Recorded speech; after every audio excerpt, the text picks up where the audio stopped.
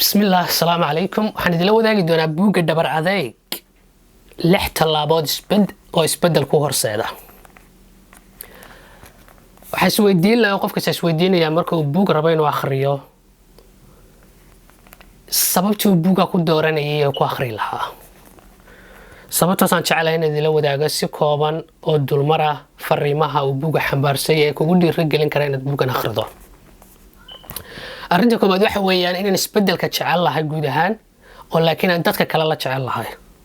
balse ay ka mudan tahay inuu qofku isagu marka hore isweydiiyo isbedel ma u baahan anigu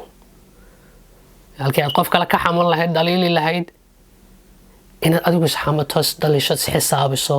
oo ku baraarugto isbedel ma u baahan tahay muxuu yahay si isbedelka u baahan tahay waa fariinta koobaad fariinta labaad waxa weeyaan isbedelka aad ogaatay dariiqadu marayso talaabooyinka aad qaadayso وانا لحظة طلابي بوك كوكوبي هاي فرنت استحد waxa weeyaan marka talaabooyinka qaado sidaan u joogteynaya oo ah dhabar adeeg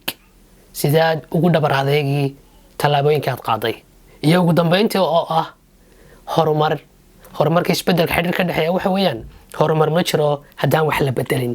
marka wax laga bedelo iyo horumarku bilowdaa laakiin qasam ma isbedel kasta inuu horumar keeno ساش وحوي مركا سيدان أنا قلت بدل كيكا هرمر ودالن كرانو سي هرمرنيا أفرتها الرماد أي أفريمها بوغو كل الرجلين أياه أم بس سببها هنا تخرده لكن بوغو حكو سابسي لحت اللابو وسبدل كوهر سيدي كرا